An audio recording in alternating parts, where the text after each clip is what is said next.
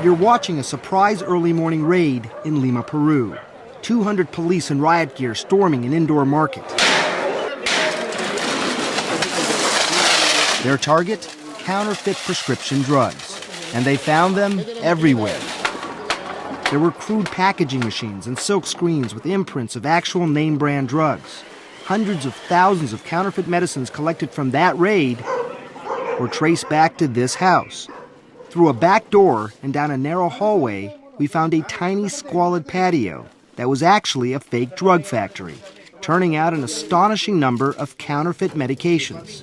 Peruvian police were led here by someone you wouldn't expect, John Clark, from the American drug company Pfizer. I'm looking at this pan with these pills in it. This stuff is going to get into people's medicine cabinets around the world. Unfortunately, yes. Clark heads up a global security team assembled by Pfizer, former FBI, Homeland Security, and narcotics agents who work with local police to track down criminals around the world. Counterfeit operations like these are costing drug companies millions of dollars a year. This has Pfizer written all over it. And it's even got the newer Pfizer emblem with the little slant on it and stuff. I mean, from the packaging, you'd never know. Here, they discovered about 24 medicines, including antibiotics, seizure, blood pressure, and pain medications. We're in the middle of this very primitive courtyard. This doesn't look like any kind of facility that you'd expect at all. Does this surprise you? No, unfortunately. The quantity of counterfeits you're seeing is phenomenal.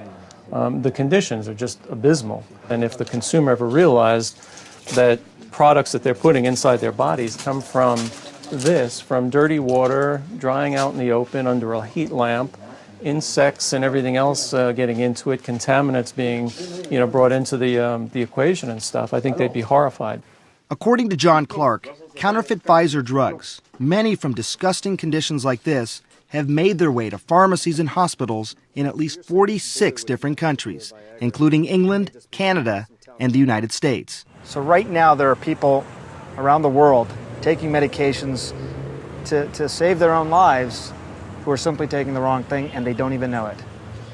Yes, absolutely. If you have any concerns, you should go to your doctor, you should go to your pharmacist. If the pill dissolves differently, if it tastes bitter or differently. John, I'm a doctor. I looked at these medicines today. I wouldn't be able to tell if they were fake or not. Right. I'm the person they're going to ask. Right. I don't know the answer. How are other people going to know the answer? Next step is every pharmaceutical